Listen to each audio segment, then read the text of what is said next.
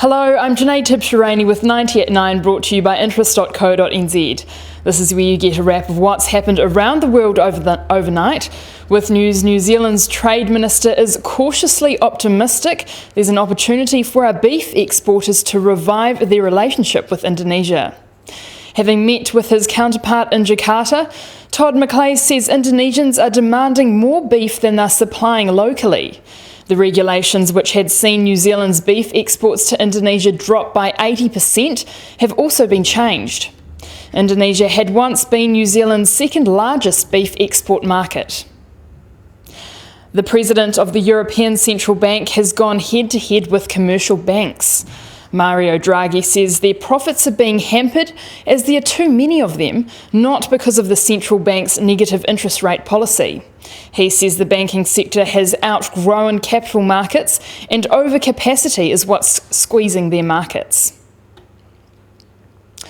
The number of Americans filing for unemployment benefits unexpectedly fell last week to a 2-month low. The moving 4-week average was also down, supporting the Federal Reserve's case for a rate hike by the end of the year. Keeping rates on hold yesterday, the central bank said it expected the labour market to strengthen somewhat further. High prices and a shortage of supply are locking Americans out of the housing market.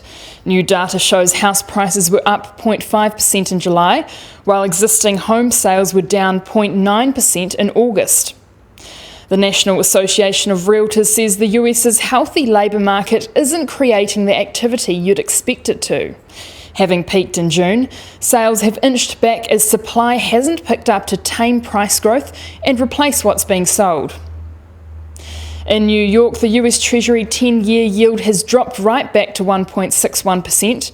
The US benchmark oil price has continued to climb overnight to $46 a barrel.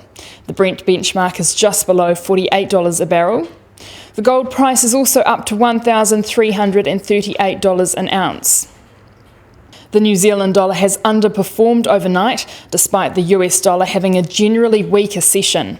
It's dropped to 73.0 US cents, 95.6 Australian cents, and 65.2 euro cents. The TWI index has fallen to 76.1. ANZ economists say it is global drivers that will hold sway, and while the New Zealand dollar may have some further downside prodding over coming weeks, the dips will be shallow. I'm Janae Tibshirani, and that was 90 at 9, brought to you by interest.co.nz.